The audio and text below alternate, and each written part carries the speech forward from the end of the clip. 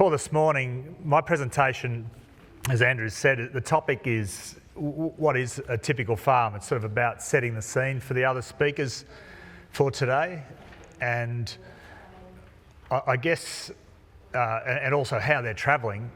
Now, the thing I'd like to put to you first up is if you can get something out of this first session that you can take through the day in terms of your own business, or those of you that are service providers, you know, the issues facing your clients. That's what you'll find. I'd like to challenge you on a few things because at the end of the day, you've given your day up, and we want to see you get a lot out of the session. So just quickly on who we are. I always think when you're listening to someone present, you're thinking, well, who is this guy and where's he from? Agripass, we're a consulting business, so we do a lot of benchmarking of farm performance. So we're trying to marry up what's happening physically in the field or in that business with what's happening financially. So we measure farms in groups of like businesses, basically, from central Queensland to Tasmania sort of thing. So I spend most of my time working with the businesses to try and improve their performance once we've got it measured, or we're trying to help people buy a farm or consolidate or whatever that strategy is once we've got it defined. So that's who we are. There's about 10 of us in the team. Many of you will know Simon Fritsch. He's presenting later in the sessions during the day, and Scotty Wallace is here. Scotty, if you could put your hand up. I did see him walk in. Yeah, thanks.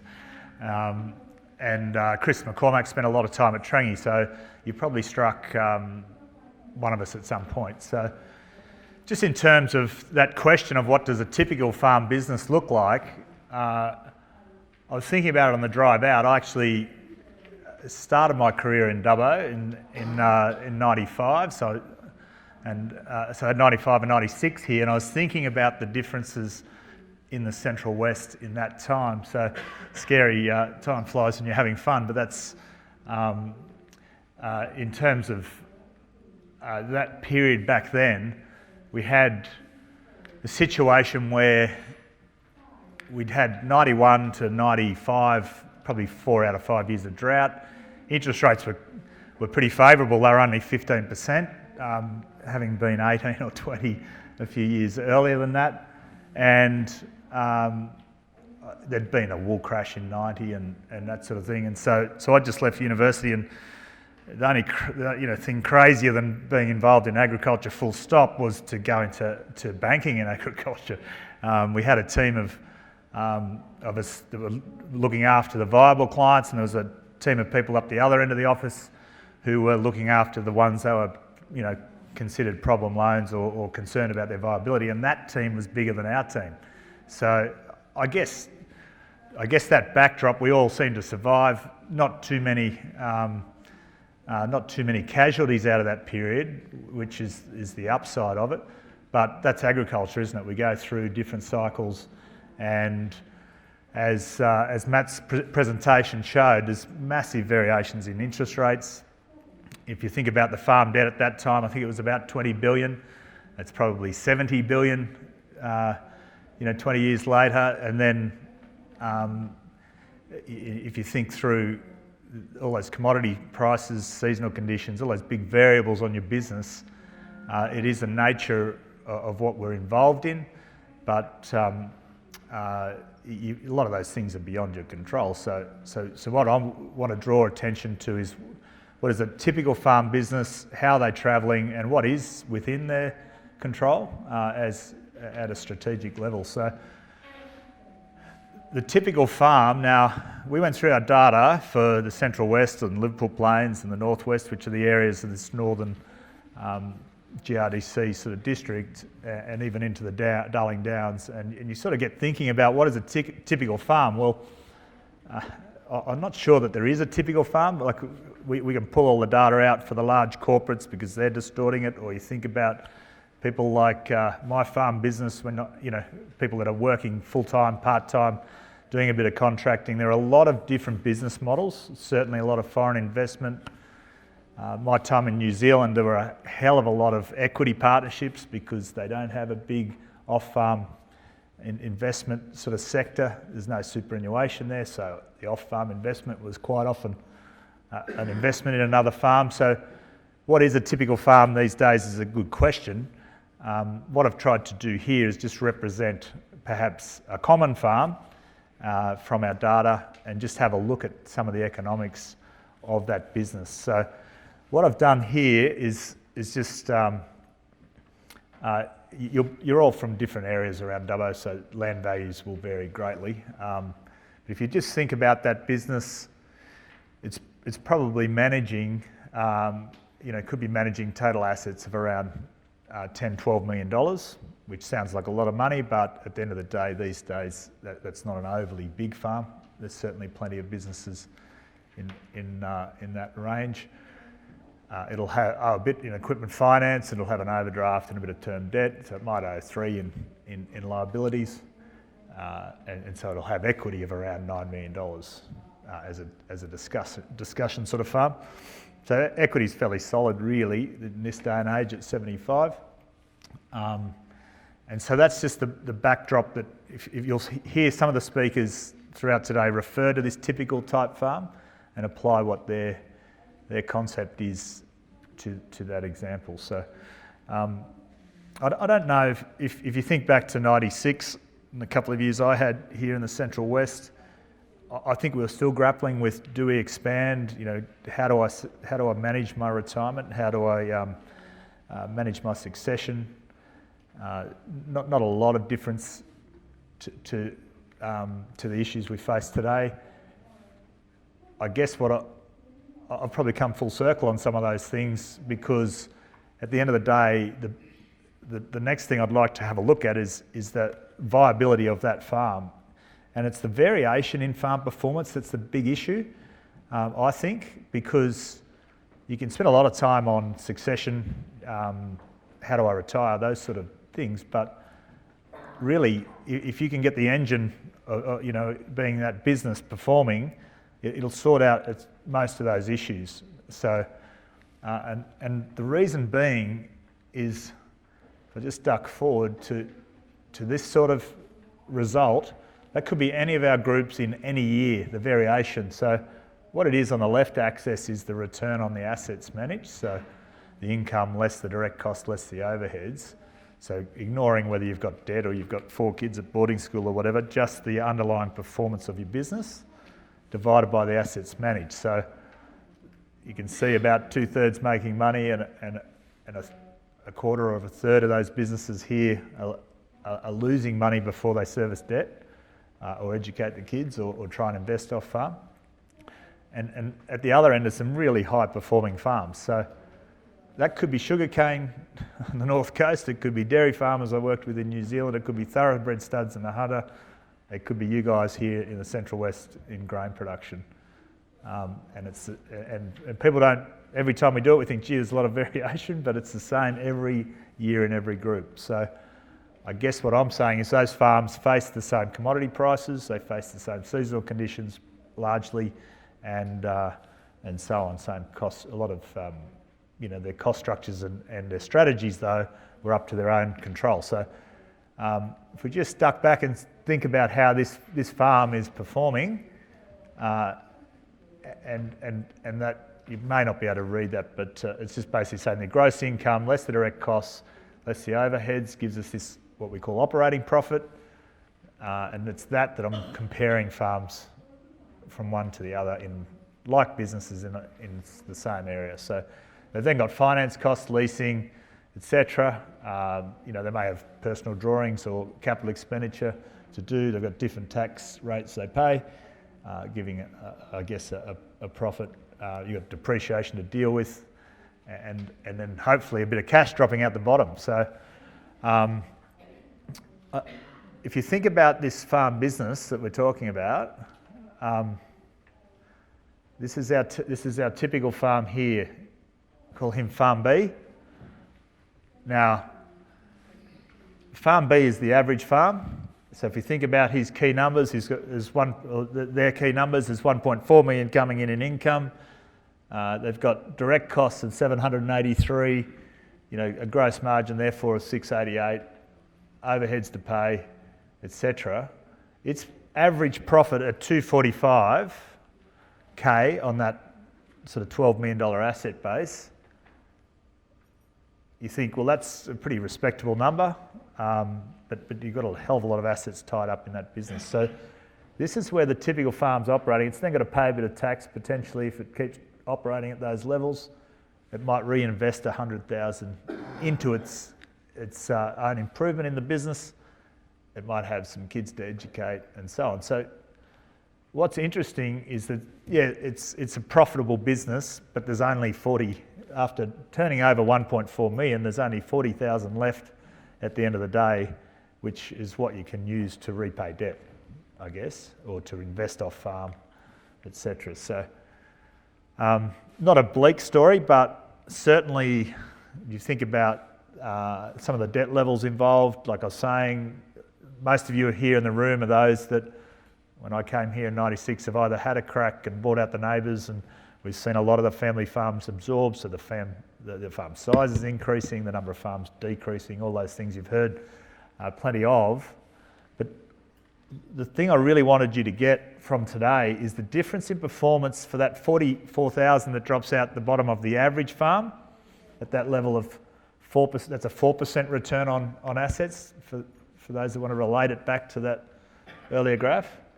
So it's not losing money, but it's certainly not performing at the level that the top 20% are. And if you have a look at this farm A, that's the top 20%. So if you think about yourselves, and you've got a neighbour on each boundary, so you've got 4 neighbours, therefore 5, sample size of 5, and you said, well, someone's in the top 20, someone's in the bottom 20, someone's the average.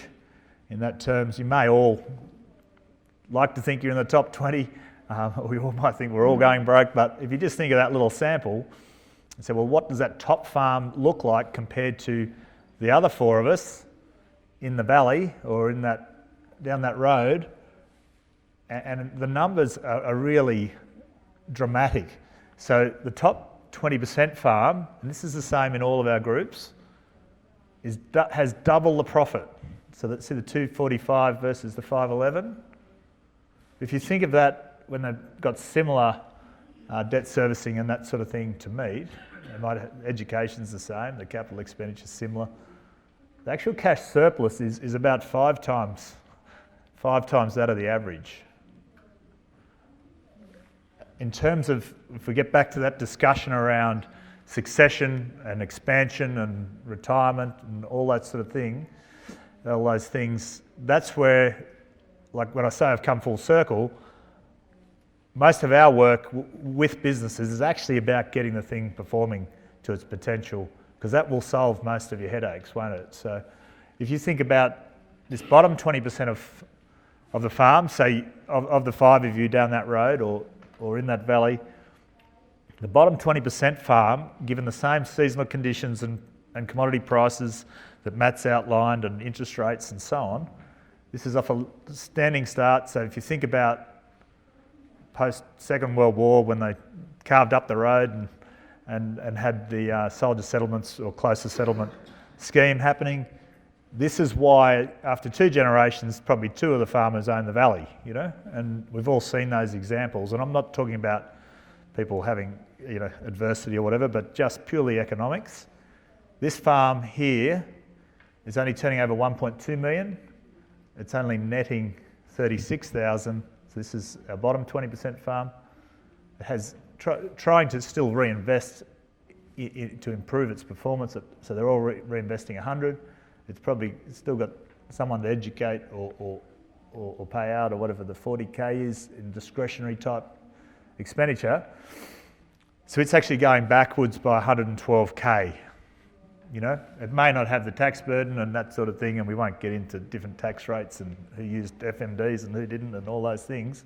The bottom line is, unless it arrests that cash deficit of 100, it's really just got to fund that. It's got to go back to the bank and ask for another 100K to get through the next year. So they're the key numbers I really want you to understand, is that 245K surplus of the top 20% farm, same patch, same seasonal conditions, commodity prices, interest rates for the year, and the other extreme, this farm at this end that's needing to go back to the bank next year to have another roll of the dice. So I'm not trying to be pessimistic, I'm trying to be optimistic. It's the 245 that I'm interested in.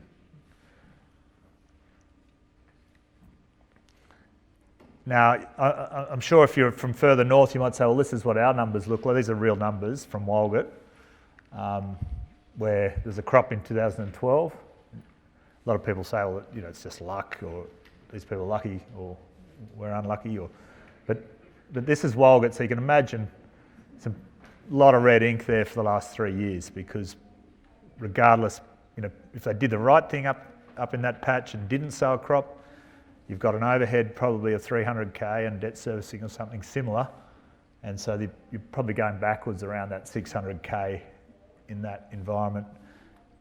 Driest 36 months ever since they started recording rainfall, like rolling, I think it was May to May or August to August or something, whenever I did that chart. And these were two anticipated sort of bounce back years, but still massive variation between those. There's a sample of about 10 farms in that. And this is hopefully the bounce back we're seeing in those businesses.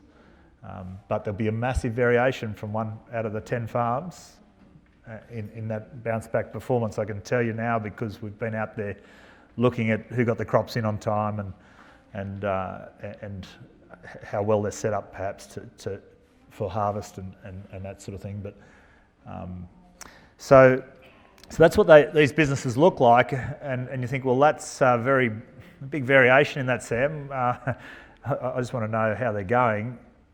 But the bottom line is, and it's always been the same, is that the variation in performance is huge. So what we want to see, and a lot of the other speakers will build on it, is if you can get some good take-home messages from today around, well, what is our strategy, how are we going to affect change in our business, and so on. So I'll just move on and just talk a little bit about that, just perhaps to get you thinking on some of those topics. When you think about any farm business, it's really you've got four key things, and that is it's land, it's got the people that work in it, being the labour, it's got capital, being your plant or infrastructure or your working capital, being the cash, and it's got management, which is you guys and or probably the people that support your business, being your service providers. So there's people in the room here that are bankers and agros, and I can see all those people supporting your business, grain marketers, people like AgriPath, or you know, all those people that surround you and help you with your entrepreneurial input into the success of that business. So the bankers in the room will probably have heard this one, but really, you know, the viability comes down to 4 C's, and they're pretty easy to remember. It's just the cash flow, which is that number I was talking about before, what's dropping out the bottom of the business, that's what's left to repay debt. The average farm, I think if you divided its debt by its cash surplus, it's going to probably take 40 years to repay that debt, which not too bad at, what was it, Matt? The lowest interest rates in 5,000 years. But you know, I think we'd all like to see debt retired. If we chose to do that, we may well choose to expand the business or invest off farm or grow the assets, in other words. But cash flow, and it's an old adage, but it is king, and that's the thing that's helping you expand or buy out siblings or educate the kids or all those other headaches. So the character C is really about you in the driver's seat and the people that are supporting your business. You know, and people often say that, what's a fair level of equity? And I said, well, who's in the driver's seat? You know, we've all had clients that might have 90% equity going steadily broke over 20 years, or seen that neighbour gradually whittle away their equity, and hopefully capital gains propping them up. But at the end of the day, it's a big influence on that cash. So the collateral is the security and the contingency is your plan B. What if this doesn't work out? What off-farm assets have we got? Can we consolidate? Have we got 5 farms, 5 parcels, or is it all in one? And just understanding that if we're taking on debt, which I'm assuming, a lot of you, because you're still in the game, will have it, then what is our plan if this doesn't work out? So how do we actually influence the farm performance?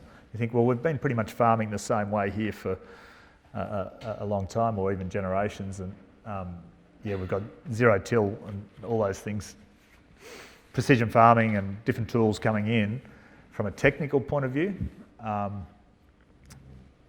what I wanted to touch on is just at a bigger picture level, probably asked you the question from a planning point of view. Actually, do you have a written plan? Is it really just a bit of a chat over the Sunday roast type? Is about the extent of our communication and planning, because this is what's setting those top farms aside. They've got clear goals. They're written. They're measured. Have you heard that SMART goals type? It's a good way to remember it, but it's specific and they're measurable. Are they achievable? Are they relevant? And are they time bound? And if you haven't got that, you've probably got to question yourself: would you run BHP that way, or the Commonwealth Bank, or Telstra? Or I'm sure the local fire brigade or the local, staff and the teachers can probably tell you, what their mission is, or what they're about and what they're trying to achieve. But in farming, I don't know that a lot of clients, when we find them, can probably tell you that stuff. It might be, or if you ask the 5 people in the family, you might get 5 different answers. So that, I think, is where people have got to start. Really just trying to add a level of professionalism. When you stand back and think, well, we're going to be in a farm business together, fairly crazy thing to go into business with family full stop. But if we're going to go into it, if people were completely unrelated and said, let's go and buy a paper shop or a pub together, you'd be going, oh, gee, you sure you want to do that with your family? But we'll do it in agriculture every day of the week without a really clear and written plan. We don't really often have much of a formal communication. Are we having Monday morning meetings, something that adds a bit of professionalism and takes the family time, makes it separate to how we operate as a business and make decisions? And who's surrounding your business? You've got to have the A-team, and those top guys have all got very good service providers. They've got good bankers and good agros, and good accountants, and etc. all the way through their business, because it's hard enough with the A-team around you, let alone having people bringing their B game. So the reporting and measurement, everyone's got to do their best, and they've got to do the bank review and so on. So for the tax man and compliance, basically motivations, everyone does that fairly well. What's setting aside these top farms, I think, is that they're getting the numbers to land in the right boxes so that they actually understand which part of the business is feeding them and which is bleeding them. And for a little bit of effort, you can get that really spot on. If you're in partnership with 3 or 4 family members, it might be in your head, and because you're here at the Farm Business Updates, you're probably that person that's interested in the finances. But the other guys can be quite stressed about it because they don't get the numbers. So you've got to be able to communicate that sort of stuff with the rest of your team. So without a lot of effort, you can get what you're already doing compliance-wise to land in enterprises, understand overheads, and get the scoreboard basically telling you how you're going. So they're just a few little things I think that everyone can go away and start with. Bottom line is, it isn't luck that's setting aside that business. There's a lot up for grabs. That farm generating the 245 compared to the average farm at 40 or 50k dropping out the bottom. It's a little bit like that the superannuation ad at the moment. And the 2 people sitting on the park bench and they've both got the same career, and they're talking about the industry super fund, and it's just compound interest. What's it going to be worth at the end of your retirement? The thing I would put to all of you is, if you can get your business performing at the top 25% and sort out, that will pay for your succession, it will pay for your retirement, it will pay for people buying out siblings. It's actually a big opportunity cost. So, you really don't have a lot of choice, because the average farm there is going to take, I think, 40 years minimum to repay its debt if it chose to do that. So getting back to some of those targets for your farm and understanding, well, what should my gross income be per hectare, and what are the direct costs and overheads that I need to meet to get some targets set, and being able to communicate that well with your agro and understand your crop sequence and how you resource things like plant and equipment and how much labour should we have in the business. They're all things you really need to know, and I think, again, even the local fire brigade would know how many people they should have in the team and how many hoses or fire engines or whatever it is they're resourcing the business with. They would have some metrics around that, so they'd have a strategy about what they insource and what they outsource and why they do that. Not saying farmers don't do it, but I'm saying the top farmers do it a lot better. That's where I'm coming from. This is just a little example farm. This is a farm we've worked with over a long period of time, so we had a lot of data and we pulled it together back a couple of years ago and had a look at it. They've actually done another couple of solid years on top of this. So the first year's over here and the more recent year is the one on the left. If you have a look at this top, so this is 2001, the first few years they were dealing with AgriPath. Highly variable. They were still banking good results. So the left-hand axis is, sorry, I just need to be able to see that myself. But basically, the point of this chart is that they've gone from, yes, we were good farmers, but fairly highly variable in their performance until they got the disciplines, crop sequences, matched up their resources of their farm from a labour and plant point of view, to some really highly consistent levels of performance. And there's good and bad years and seasonal conditions and prices and all that sort of stuff happening there. But I guess if you think about the equity growth that has come off the back of those solid performances, the confidence from their banker, the confidence in their own decision, there wasn't a lot of happening here. But once they got the systems in place and the performance really consistent, the rest has flowed in terms of the bottom line, which is, the wealth creation that's coming out of that business. So, look, you don't have to race out the door now and get busy. There's some good speakers that I think will expand on some of these concepts through the day. I just want you to understand the viability is really going to solve most of the challenges you're facing, and understand that opportunity cost. So if you can pull your business into shape and have it performing in a 2 or 3 year period rather than taking 10 years for it to reach its potential, that's the two ladies sitting on the park bench in the superannuation ad. You need to get cracking on it. Look, I hope that gives you a bit of an insight into perhaps what a typical farm looks like and how they're travelling. Again, I'd just like to say thanks to the GRDC and to our ORM for their efforts. Thanks, Sam.